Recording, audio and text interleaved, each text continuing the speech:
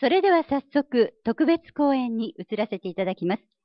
第1部で講演してくださいますのは、アメリカ・シカゴのファミリービジネスコンサルティンググループ社主、ドリュー・メンドーサ様です。メンドーサ様は過去30年にわたり、シカゴのロヨラ大学及びノースウェスタン大学ビジネススクールを中心に教育研修活動を続けられてきました。1998年にはシカゴファミリービジネスセンターを設立し、アメリカ、ヨーロッパを中心に講演、執筆、コンサルテーションで活躍するファミリービジネス経営指導の第一人者でいらっしゃいます。今日のご講演のテーマは、長寿企業大国日本の秘密、海外の視点です。通訳は日本経済大学福岡キャンパス国際部長兼日本語別科長の礼金教授です。それではお二方よろしくお願いいたします。Thank you.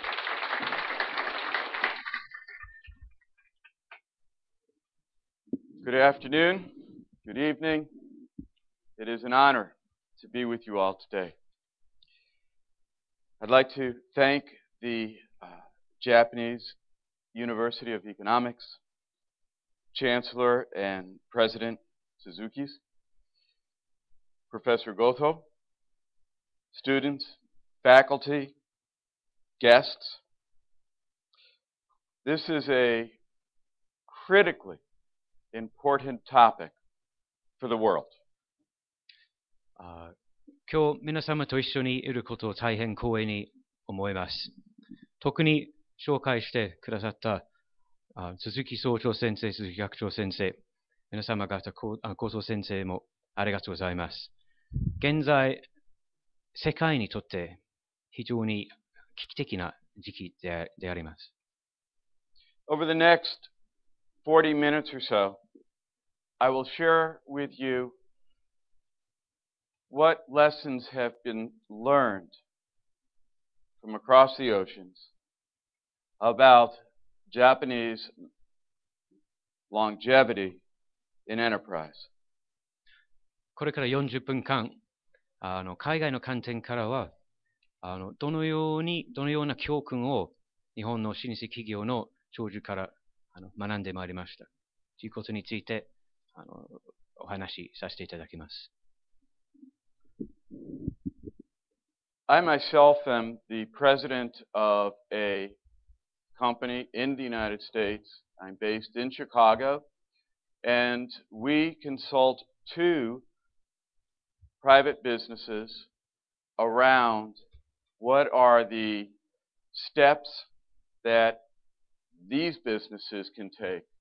And of course, all of you who are in business recognize that every business is unique in its own way, yet there are lessons that we have learned in large part thanks to this country's efforts that I'll be sharing with you, but also giving you some examples of how these lessons learned play out in other countries.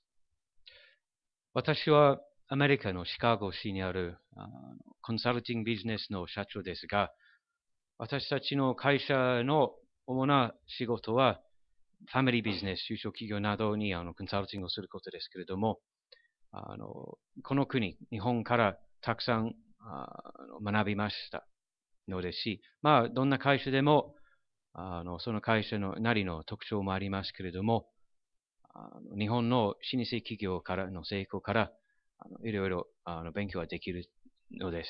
そしてコンサルティングの仕事には大きく役に立つんです。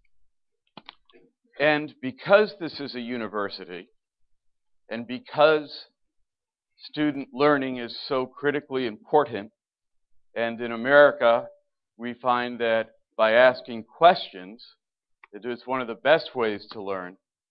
I come today prepared to offer any student asking a question at the end of the program a small cash reward for your bravery. これはやはり大学ですし、学生たちの教育は何よりも大事なことです。アメリカでは勉強するには質問を聞くのが非常にいいことだと思いますので、講演の後の質疑応答の時に質問してくれる大学生に少しでもご褒美として現金のプレゼントを用意してあります。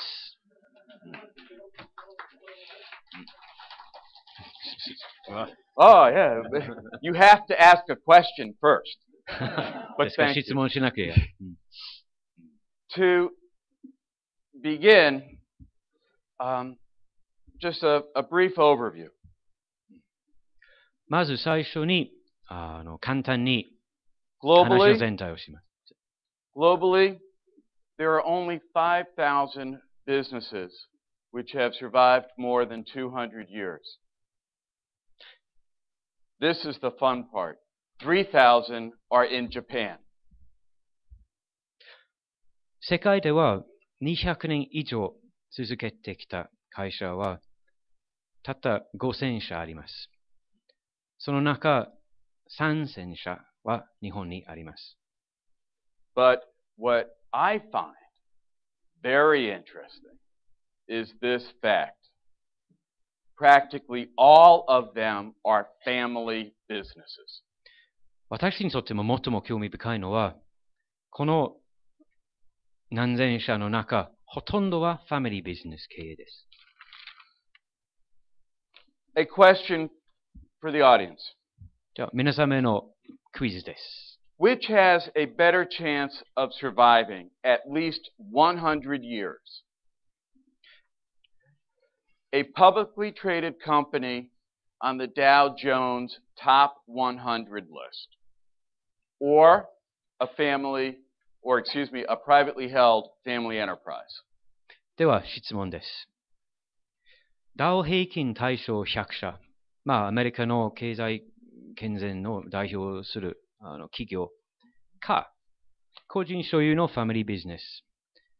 どちらは100年も生き残る可能性が高いですか？ And by the way, students and those not familiar with the Dow Jones, these are the largest, best performing companies publicly traded in America, and they include companies such as American Express, Disney, Coca-Cola, and General Motors. ちなみにそのダウ平均対象100社ということに慣れてない方は、こういう会社はコカ・コーラ、ディズニー、IBM などアメリカの経済を代表とする大手企業の100社なんです。So, show of hands.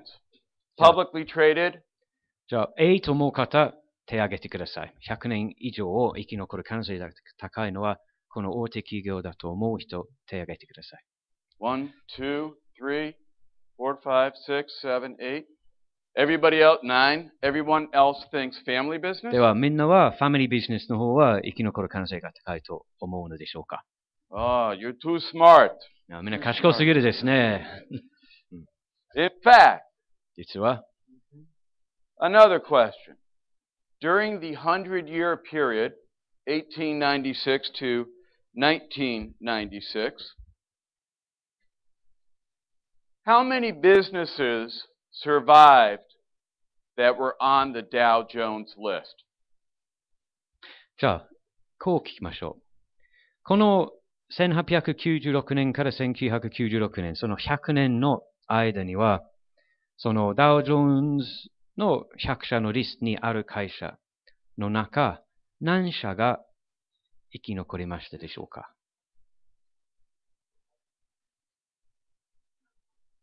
その100年前、その100社の大手企業のリストの中。Just one. たった一つが、Anyone care to guess what it was? Which その company? 会社の名前は当ててみますか？ There are brilliant-looking businessmen in this corner. すごい優秀な Gentlemen, ビジネスメンいっぱいいるんですが、 What is your best 1896年にアメリカのトップ100企業の100社の中で、たった100年生き残ったのはたった一つだけですが、それはどの会社ですか？ very good. General Electric. ジェネラルエレクトリッ Yes, ク、GE です。Bravo. But here's the fun part. If we had 100, a basket of 100 family businesses over 100 years, how many would have survived? ですが、たとえ1896年にその100社のファミリービジネスとしますと、何社が生き残ってたでしょうか？ Roughly 4. およそ4社です。これアメリカの例で。So, 4 times better than publicly traded companies. ですから、大手企業よりファミリービジネス生き残る力が4倍だと言えるでしょう。In my experience, in our experience, in my way of thinking, if the goal, if business longevity is the desired end, then family business is the ideal model. 私の経験から言いますと、ビジネスの経営の長寿が目標のであれば、ファミリービジネスは理想的な形式です。But we have to ask ourselves why. ですが、なぜと聞かなければならないのです。Their characteristics that keep them alive is a hyper-vigilant sense of responsibility to stakeholders, to their as yet unborn grandchildren, and to their community, and to their continuity for long periods of time. その何より大事なそのファミリービジネスの特徴と言いますと、責任感です。誰に対してかというと、利害関係者に対しての責任感、まだ生まれてない孫への責任、そして自分の会社の継続性に対しての責任感があるからです。In just a moment, I'm going to show you a video that exemplifies this behavior. A third-generation company in Massachusetts which experienced a devastating fire. The chairman could have accepted $300 million from the insurance settlement, but instead chose to rebuild. And the question to ask yourselves during the video is, why give up or walk away from $300 million? 今からお見せするビデオクリップには、マサチューセッツ州のある繊維産業、繊維を作る会社の話ですけれども、この、ファミリービジネスですが、このファミリービジネスの3代目の社長は、会社、その工場は災難に火災で崩壊されましたときに、保険金を300億円、日本円で言うと300億円の保険金をもらえたけれども、それでも、その76歳の社長が、保険金もらって辞めたわけではなくて、それからまたビジネスを立ち直そうとした。で、このビデオを見ながら聞いてほしい、自分に考えてほしい質問は、なぜその社長は300億円をもらわず、なんで70歳なのに、70何歳なのに頑張ったのかを皆さんどうぞ考えてください。And this happened before the dot. This is a... ちなみにビデオは、1998年ぐらいからですけれども、話の中では、これはアメリカ経済の市場最も反映している時とか、そういうことがあります。現在はこの10年間ちょっと変わりました。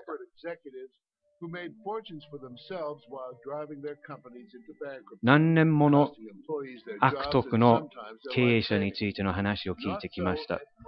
自分の会社を潰したり、お金を取ったりするその経営者の話ばかりを聞きましたが、今日モルデン・ミルズという会社について全く違う話を聞いてみましょう。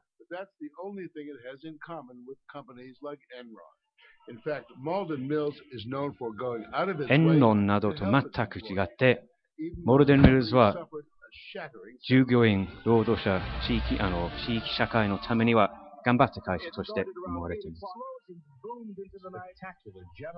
1995年クリスマスの2週間前に火災に襲われました工場です。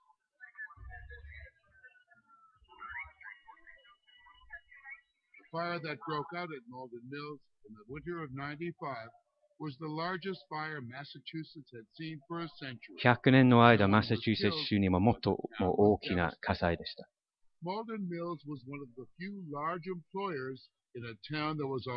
すでに不況に陥った町の中一番大きな工場でした。The only thing that went through my mind was, how can I possibly recreate it? 工場を燃えているときに、唯一の考えはどのようにこの工場を再建できるか。ファミリービジネスはこれにも思いましたし、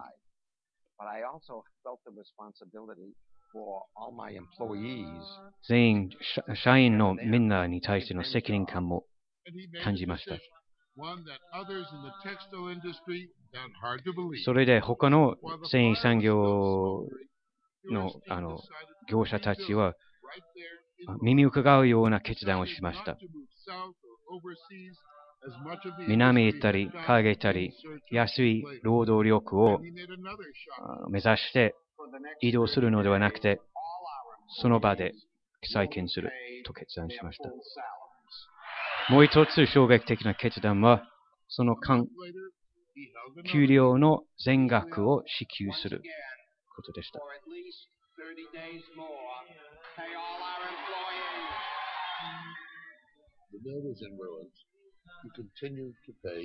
工場は崩壊したものに、なんでみんなの給料を支給しましたか？それは賢明でした。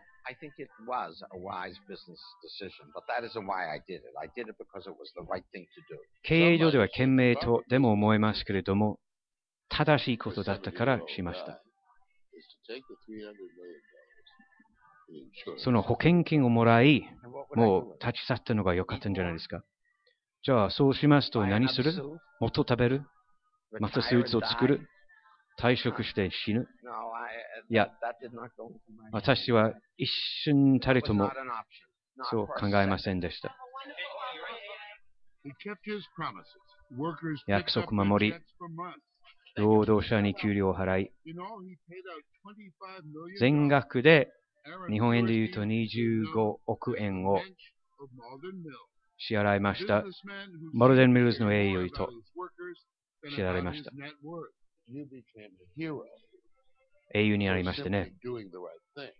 ただ正しいことをするだけで英雄になったことは逆に、いかにアメリカのビジネス産業のモデルが低くなったか、浮き彫りにしましてですよね。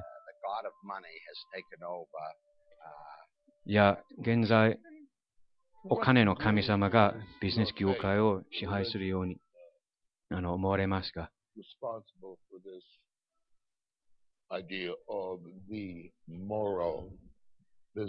この道徳的なビジネスマンの中ではどのような役割は宗教をしますか？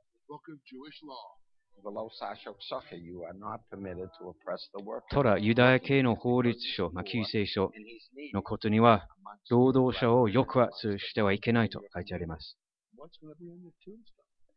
じゃあ、どのように人として、死んだ後にはどのように人として覚えられたいんですか？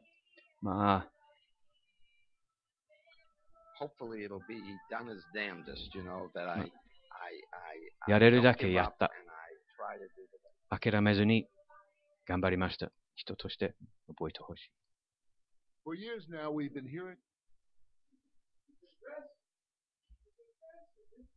すごいですね。すごいですね。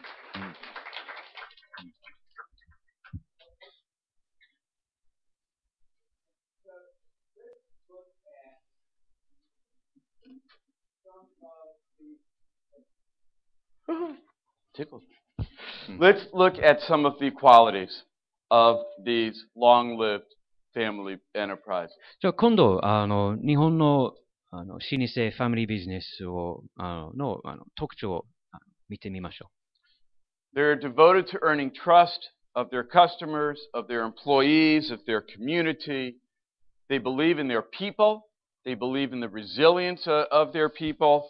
And they believe that honesty with customers produces loyal customers even during crisis.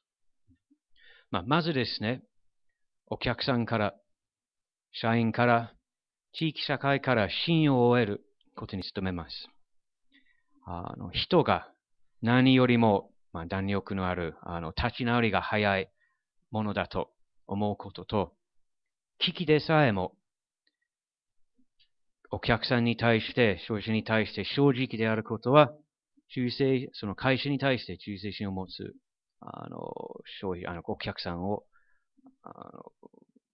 もたらすお客さんです。と信じてます。This is not to suggest that all family businesses are perfect. There are no broad rules that apply to every person or every business. However, there's sufficient data to cause us to pay attention to these businesses. これは、どんなファミリービジネスでも完璧で理想的な経営をしているわけではもちろんないんですが、このファミリービジネスというセクターに注目すべきほどのデータ、統計はあるんです。They tend to be deliberately small. They are conservative. They control their rate of growth. They're internally financed. They rarely carry debt on their balance sheet. They tend to avoid speculation. And just like the companies I was honored to visit yesterday with Professor Goto-san, the Kia Knife Company and the Ozu Paper Company, they're niche players with intellectual skills that can be passed generation to generation. この長寿老舗企業の中ではこういうことを気づきます。こういうことが多いと気づきます。まずですね、意図的に規模を抑える傾向があるんです。そして成長を制限する内部的記入、また投機を戒める。またですね、先日見ました、案内していただいた会社のように世代から世代の知識やノウハウを継承する知的所有権を活用して日市場に専念することが多いです。So the ultimate purpose of the business is not necessarily profit, but continuity. 最終的なビジネスの最終的な目標は利益のではなくその継続性です。We know that they invest in the skills and the loyalty of their people, that craftsmanship is a core value for these companies, and they tend to dominate in small markets. Most of them have very strong brands within their smaller markets. Only about 13% export. However, and this is fascinating to me, students, okay? Many of you may not be born in Japan. And what we find is that among family businesses that are exporting, there's a higher likelihood that their children will be sent to university outside of their home country. こういう老舗企業は人材、社員のスキルや忠誠心に投資するんです。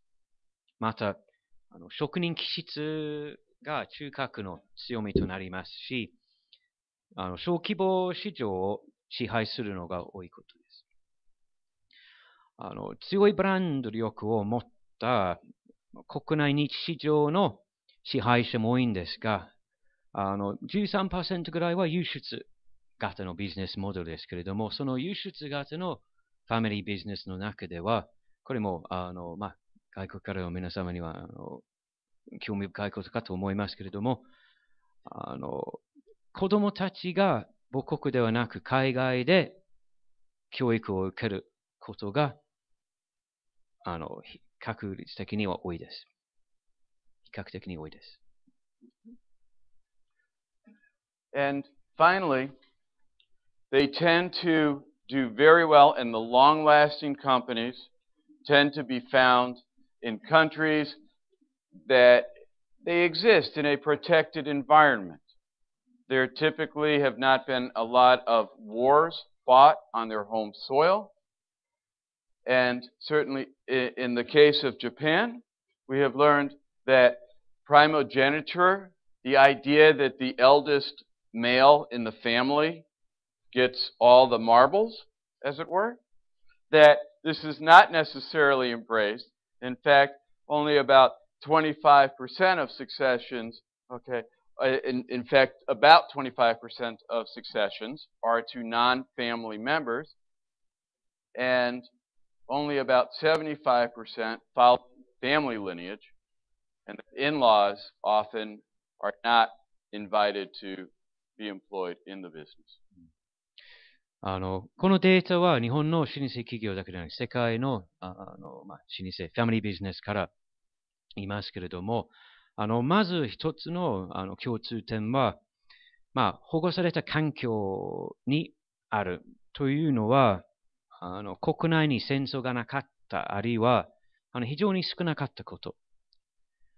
もう一つ共通点は、長子相続制が完全に徹底されていなかったことが多いですね。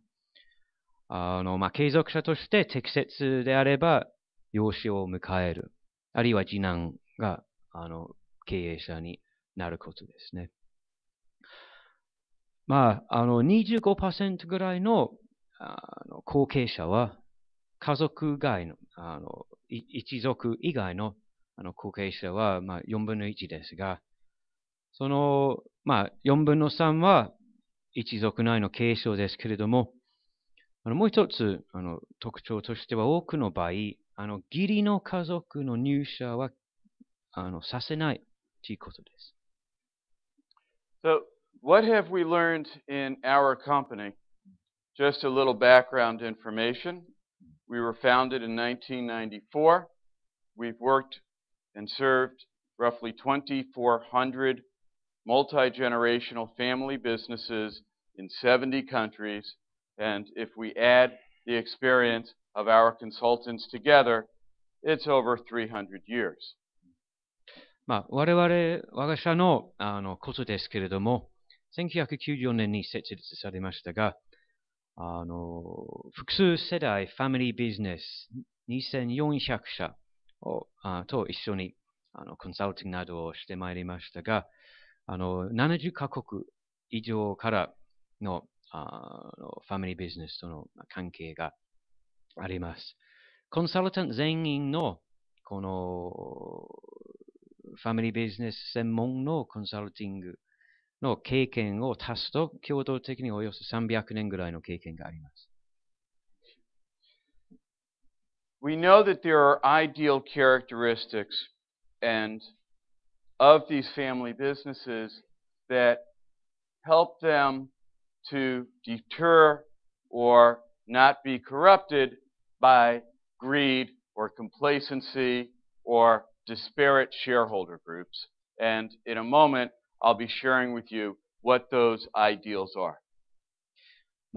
強欲、怠慢、株主の目標分裂など、こういうことを、この、悪徳を防ぐ性質は、理想的な性質は、複数世代企業は、持ってますけれども、これからその性質とは何だと説明したいと思います。We know that well-run family meetings and shareholder development focus on a strategy that's informed by that family's values and vision and mission, and having appropriate and active governance for objective accountability of management of the company. こういう理想的な性質というと、まず家族会議、そして株主教育などがうまくいくことと、その家族の価値観、ビジョン、使命などがはっきりとされていることが大事です。それに、客観的な説明責任に向けた適切かつ積極的なガバナンス、統治というのも、こういうファミリービジネスの理想的な特徴です。And what's most important, how many in the room are a CEO of a company that has more than one shareholder? この部屋に株主が一人以上いる会社の社長、経営者、何人いますでしょうか？手を挙げてください。2, 3, 4. You have to work with me. 一緒に頑張りましょう。手を挙げてください。How many? I think there's more that are raising their hands. You're shy. That's nice. That's okay. 恥ずかしがらずに手を挙げてください。But here's the thing. There is nothing more difficult than being the CEO of a company in which the shareholders are not aligned. 株主は、株主の意見、方針に対しての意見が統一していない、お互いに同意しない会社の CEO は非常に難しいことです。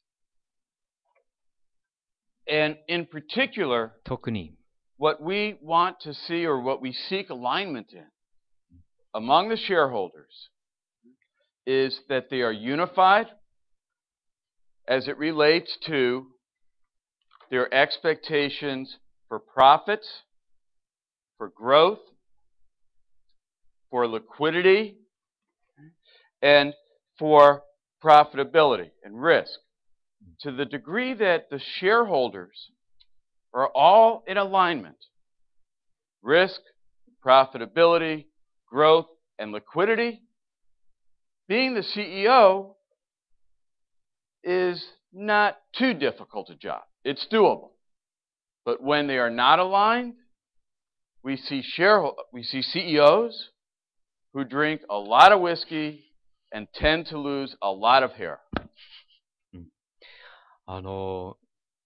成長、リスク、収益性、配当に対する期待とか、財務的流動性、こういうことについて、株主は統一した場合、社長はうまくいくことはできますけれども、統一してない場合は、ウイスキーをたくさん飲む社長、髪がほとんど残ってない社長とか、そういう社長を多く見ます。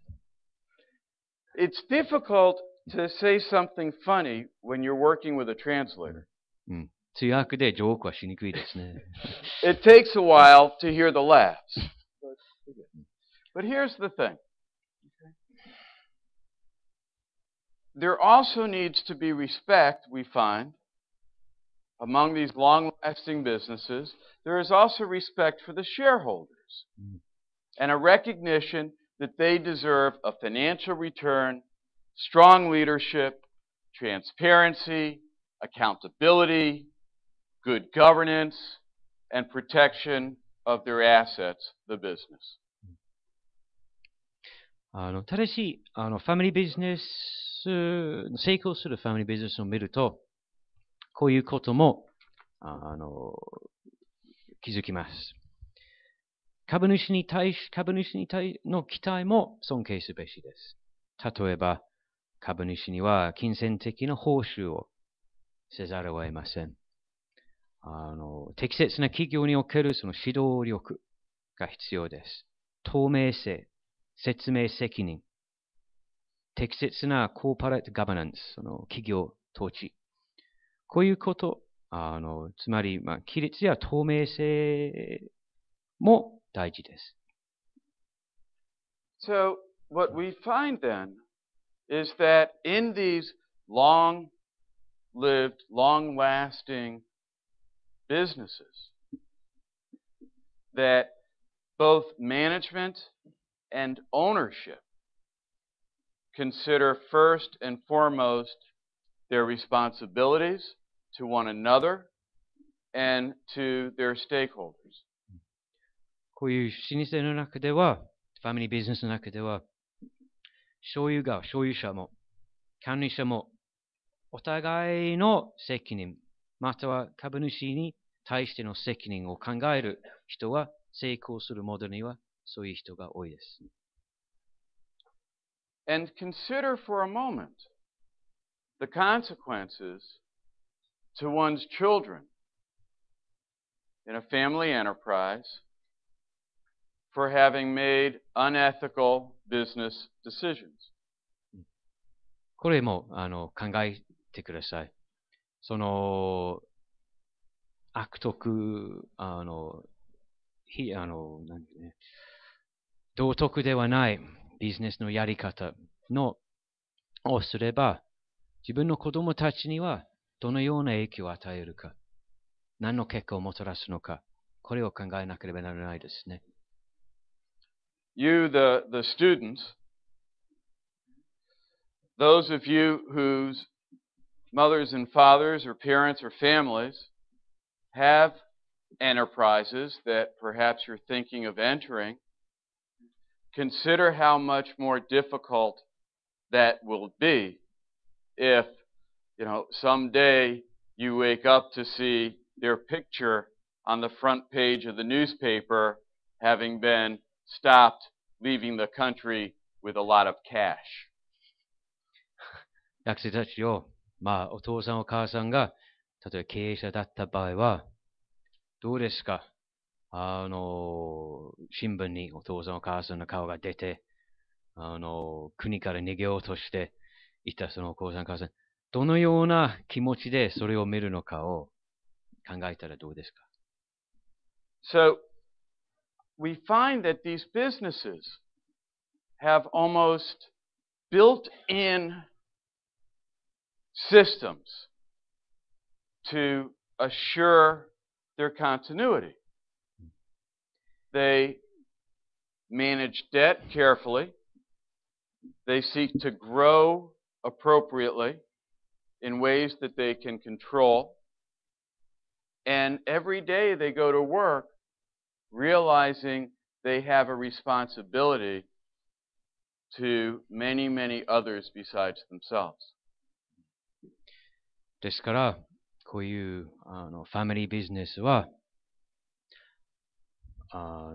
丁寧に借金などを管理する。毎日仕事に行くときに自分たち以外いろんな人に責任を持っているという意識を持っているのと、成長を適切したものとする。こういうことはファミリービジネス、成功するファミリービジネスの特徴である。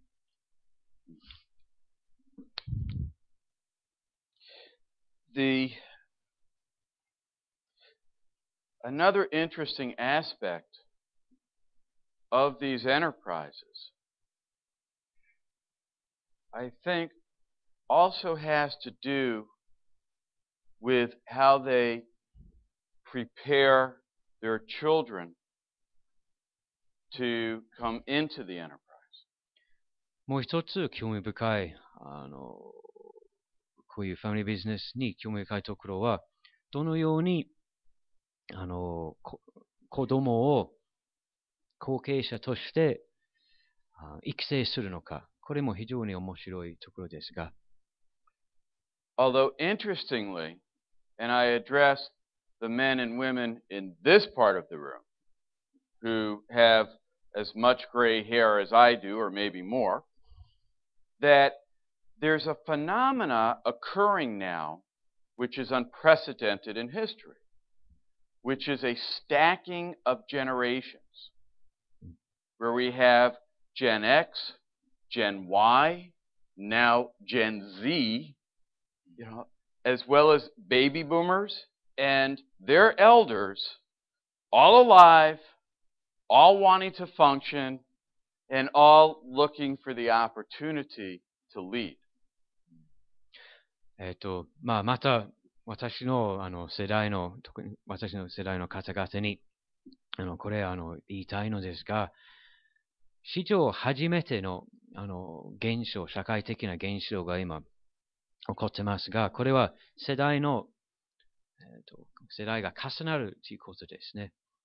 ブーマーの世代がジェネレーション X 世代、Y 世代、Z 世代とか、こういう世代はまだ生きているうちに、みんなその主導権を握りたいです。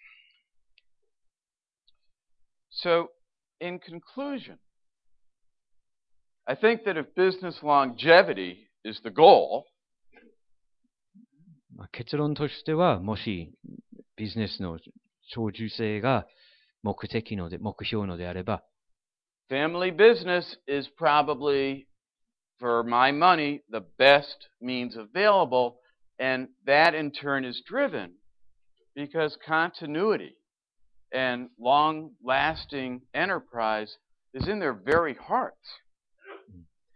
私の意見ですが、ファミリービジネスが最もいい方法です。なぜなら、継続性、また、企業としての名称が、経営者ファミリーにの心に刻み込まれているからです。Okay, so I'm going to stop here to receive questions. We have about 10 minutes, maybe 9 minutes, so that we remain on schedule. Professor Goto-san, it's an inside joke. But I start here with the students, because you pay a lot of money to come here, so you get to go first. 質疑応答ですが、まず学生たちから質問を。Any questions whatsoever? どんな質問でもいいんですか？ You get paid. 元気もあるよ。Going once? さあ、どなたかいますか？今日は確か思いもよらなかったプレゼントがありませんでしたっけ？さあ、手を挙げて、出身国と、それから、学年、お名前をはっきり言って質問してみましょう。さあ、誰かいますか？ That's okay. That's all right. The heck with you. These guys will play with me. Ladies and gentlemen, any questions or comments? Yes, sir.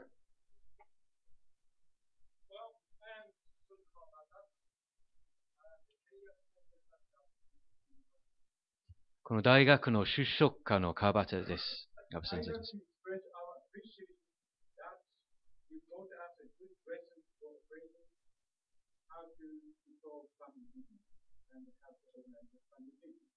ファミリービジネスの経営について今日いろいろ教えていただいてありがとうございます。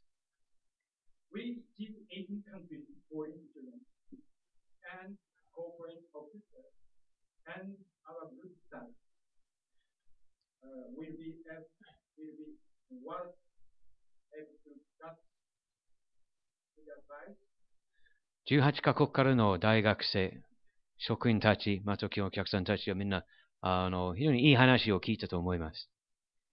Well, not only in Europe, big problems, but also Thailand's historical floods. Even though Korean peninsula and stable conditions. グリシアの経済危機もあり、タイの洪水もあり、また朝鮮半島も安定してない状況であります。日本国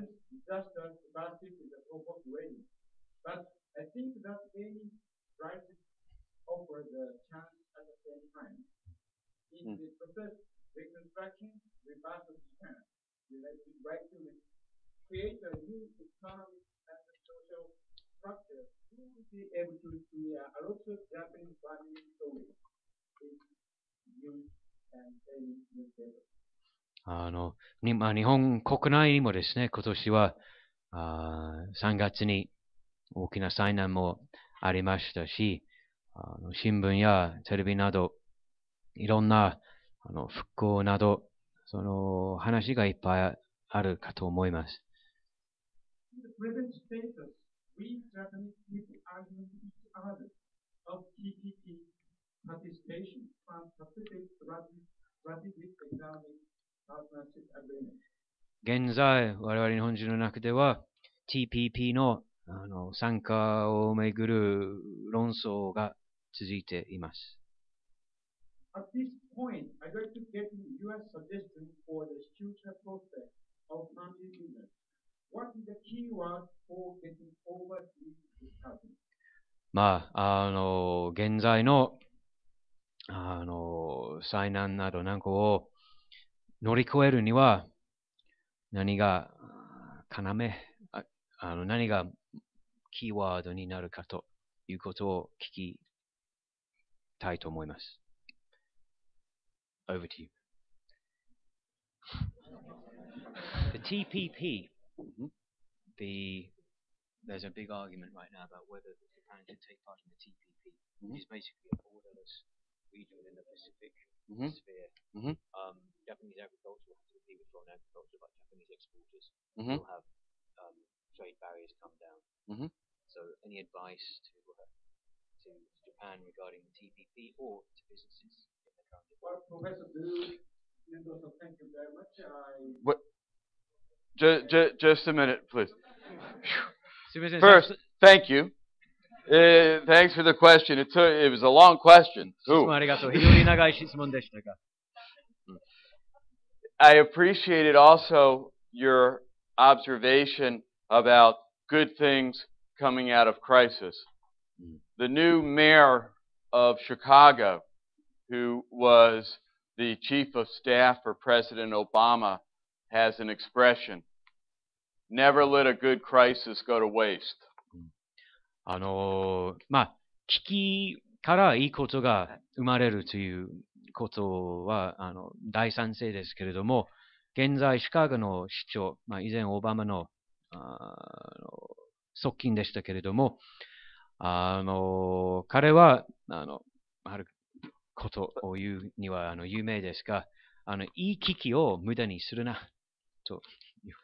That said, though, these are very complex times, and I think that we, as business people, and in particular the politicians who too often speak on our behalf, although don't really speak as we would speak, have a tendency to politicize things that really should be addressed and resolved in more business-like ways. I think that trade wars and protectionism is like trying to stop the water of, with all due respect, the tsunami. It's coming. and it's big. And it's bigger than any one country or bigger than any one of us. I don't have the answer to that question other than to say, in my opinion, we can't lock down and lock horns. Yes. Yes, right. Also comes Thank you very much. Another question, perhaps, or comment? Yes, sir. Right here. Can we get him a microphone, please? Thank you. Yes, please.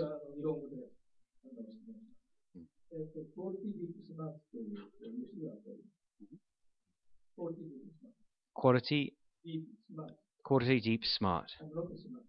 質問なんですけれども、先ほどアメリカで唯一100年残ってた G が一社ありました。はい。それと、今お話したそのローフという企業、小さいファミリーで、長く生きるっていうポイントで、なんか共通の要素がありますか？その大手企業の残ったのと老舗の4つね。What is the you mentioned that only one of the large companies had survived for the century, but that 4 family businesses had. Mhm. What, if anything, was the common point Of those 4? of the 4 and the big one? Oh, What did they have in common? oh, okay. I understand. In my experience and on the research that I've seen, for the family businesses, we have to, and for all businesses, we have to realize that the odds of success are against you. 一つは、ファミリービジネスもそうですけれども、どんなビジネスでもそう。成功する確率は低いということを、We know 覚えておかないといけないで that すね。 most businesses fail 多くのビジネス within their は first 5 years. 最初の5年間でもう失敗する。We know, I think I have this right, that it takes something like 250,000 starfish eggs to produce one surviving starfish. 人手一つだけの人手が大人になるまでには25万卵が必要と言われます。が必要と言われ Yeah. ます。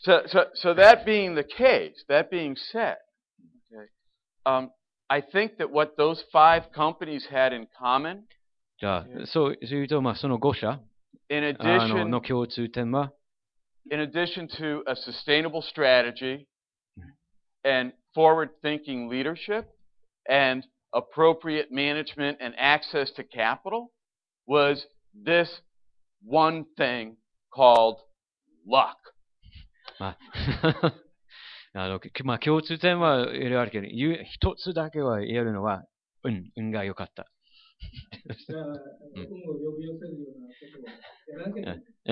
So how do you get that luck then? How do you get the luck? You pray.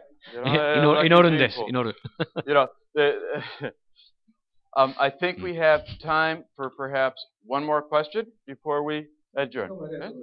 あと一つぐらい時間が。 Yes, ma'am. Thank you. Yes? Just a moment. Let us get you a microphone. Run, run, run, run, run, run.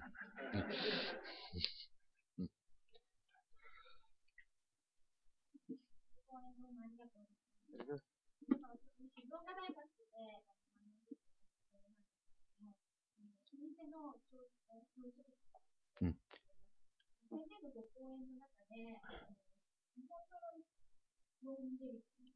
理由は、2つぐらい戦争がなかったっていう、プロジェクトエンバイロメントと、長男だけに、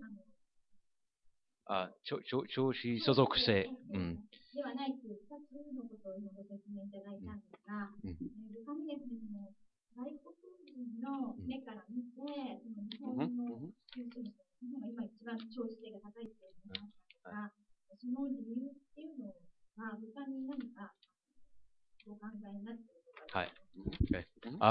I'm a student at Shizuoka University. Which university? Shizuoka. Studying about these sort of issues. And noticed that 2 of the factors that you listed for the success of long-established businesses are that they existed within a protected environment and that primogeniture was not strictly enforced. 一つ言いたいのは、その保護された環境は、これは日本だけではなくて世界中のビジネスの成功する新生ビジネスの一つの共通点。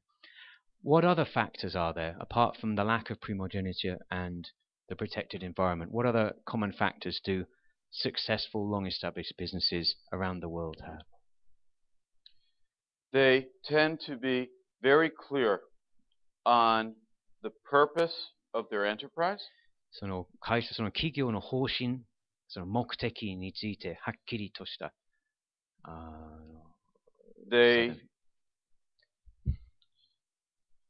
Profitability is second to responsibility and service.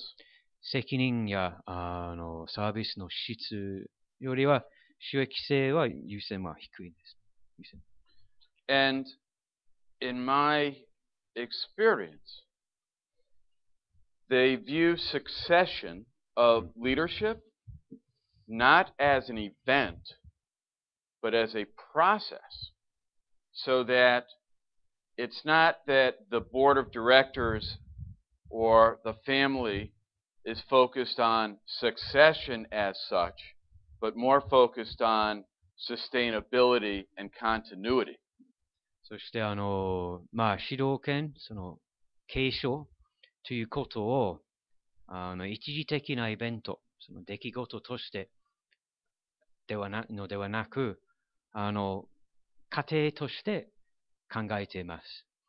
なので、誰が次になるかというよりは、どのように会社を、継続させるかということを大事にするのが私の経験から言えるでしょう。I'd like to thank Japan and you business people 日本、そして、あなた方、君様 for all you have に感謝をしたいんで taught す。the rest of the world of private enterprise. 世界の、ビジネス、個人企業などにいろいろ教えてくれてありがとうございます。Someone once told me that if you don't like solving problems, you should not go into business. 問題解決が好きのではなければ、ビジネスもしないでいいですと言われました。And, it requires bravery. And as a friend of mine also said, if you're going to have a business, it's a good idea to have a family member at the cash register. Heaven forbid they're stealing from you, at least it's going to a good cause. もう一つ言われましたのが、どうせビジネスを立てるのであれば、家族の一員を理事係にしてください。経理係にした方がいいです。But in all seriousness, it is the honesty and the ethics and commitment of family enterprise that creates these long-lived enterprises. ファミリービジネスの倫理、正直さ、こういうことが、老舗、長く生きるビジネスを生み出すのです。Thank you very much. ありがとうございます。